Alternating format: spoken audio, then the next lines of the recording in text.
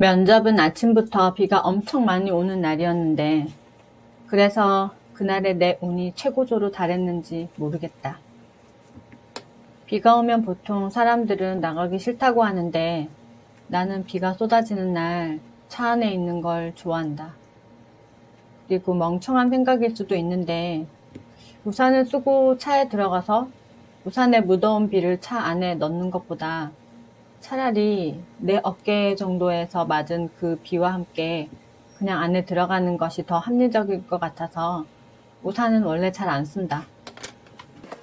아마도 대중교통을 이용해서 멀리까지 가야만 한다면 타인의 불쌍함을 그냥 넘기지 못하는 그 할머니들, 우리 어머니들, 측은지심 같은 걸 탑재한 사람들을 위해서라도 맞을지언정 작은 우산 하나는 챙겨 가지고 나가는 편이다.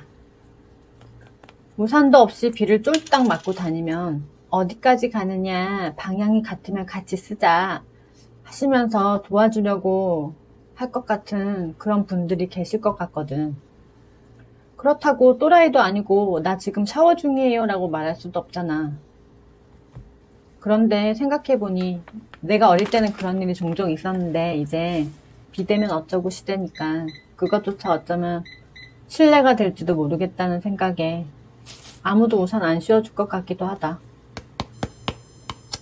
아무튼 모닝을 주차하고 면접을 보러 가야 하는데 근처에 유료 주차장이 없었다.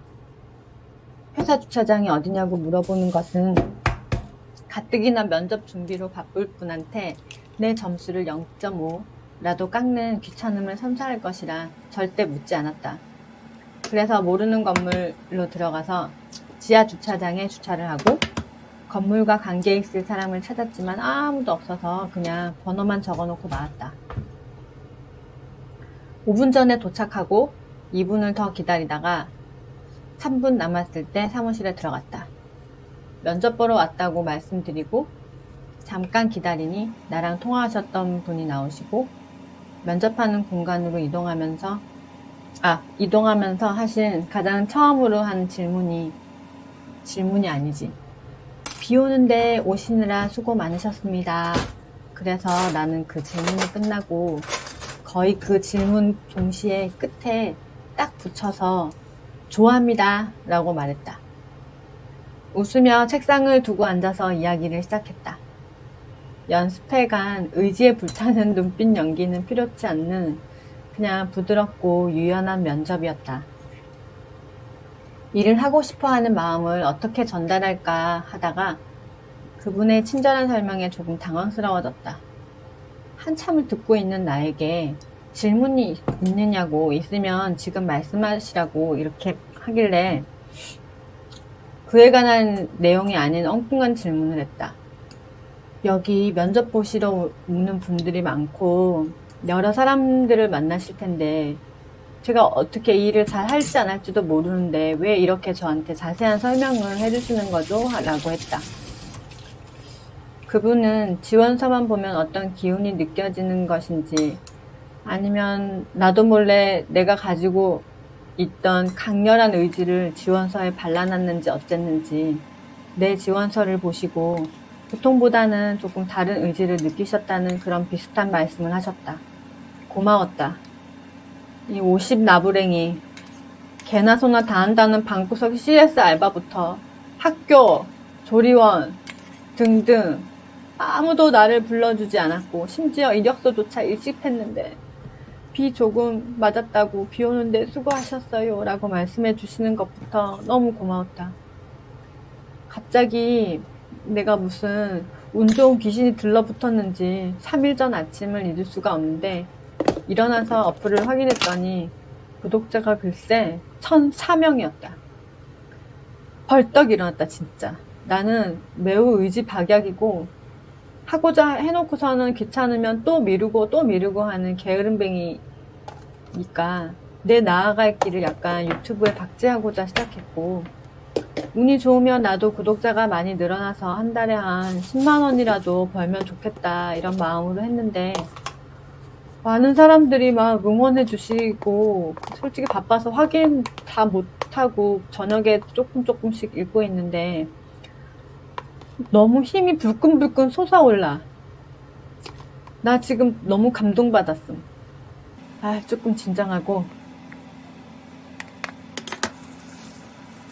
물론 돈도 없으면서 고기를 굽는다. 뭐 2018년도에 나온 애플워치 4 가지고 있는데 상황과 맞지 않는 생활을 한다. 이런 분들도 꽤 계셨는데 뭐 7년 된 시계를 차고 있어도 비싸 보였다면 너무나도 고마운 일이지. 일단 입사를 하고 먼저 입사하셨던 분을 따라서 가는 선탑 같은 것을 하고 있는데 며칠째 더운 날씨지만 처음이라고 배려해 주시고 잠깐 쉬라고 해주시고 내가 무슨 복이 터졌는지 고마운 일들이 가득하다. 오늘은 첫 번째로 나에게 이런저런 것을 알려주신 분에 대해서 이야기를 해볼게. 쿠팡 캠프에는 풀무원 생수가 그 연두색 뚜껑 달린 쬐끄만한 생수가 무한정 공짜로 제공이 되고 있고 그거를 생각해서 나는 그냥 연한 아메리카노를 타서 텀블러 하나만 달랑달랑 들고 갔는데 더운 날 다니다 보니까 마실 게 정말로 너무 많이 필요했다. 그분은 CK 에너지 드링크에 이름을 까먹은 어떤 티에 등등 정말로 많은 것들과 작은 김밥 2개? 그리고 또 뭐더라? 아무튼 뭐 먹을 게 내가 그걸 들여다보기는 못해서 자세히는 못 봤지만 아무튼 가득 차 있었는데 그렇게 작은 아이스박스 같은 것을 준비해서 싣고 다녔음. 아무것도 준비 안 해간 나는 그럼 없으면 편의점에서라도 사 먹으면 되겠다 이런 안일한 생각을 가지고 있었는데 그렇게 여유롭게 편의점 드는 시간 따위는 없었다. 그분이 새로운 음료를 열어서 마실 때마다 나는 빈 텀블러를 내밀어서 무례하지만 얻어먹게 되었다. 살려고. 그리고 포도당 그 캔디도 주셨다. 한 가지 웃긴 건 점심때가 한참 지나서도 배달을 하다가 작은 김밥 2개가 들어있는 것 중에 하나를 드시더니 많다 하시면서 하나를 나 먹으라고 이렇게 내밀어 주셨다. 사실 사양도 했는데 땀도 너무 많이 흘리고 돌아다니다 보니 배가 고프다는 감각조차 없는데 김밥에서 너무 맛있는 냄새가 올라오니 넙죽 받아서 먹고 말았다. 많이 먹으면 뛰기도 불편하고 별로라고 고개를 이렇게 저으시면서 했던 그분의 연기에 깜빡 속았던 거다. 아무리 봐도 김밥 한 줄로서는 견딜 수 있는 장단지 모양이 아니셨는데 약간 의심스러웠지만 맛있는 냄새에 이끌려 우걱우걱 씹어먹고 말았다.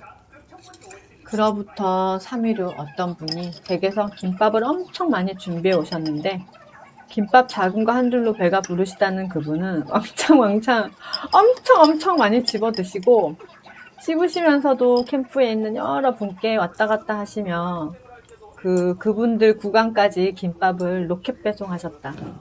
김밥을 싸오신 분도 그렇고 좋은 사람들이 참 많은 공간인 것 같다.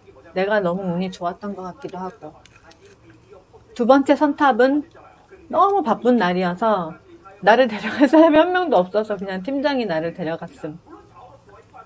그래서 얼떨결에 팀장님의 슬리퍼를 밟고 조수석에 앉아야 했다.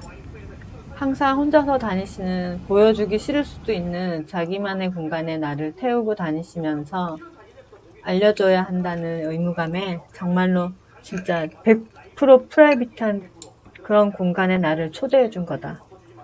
슬리퍼를 밟든 차가 더럽든 다 고마운 일이었다.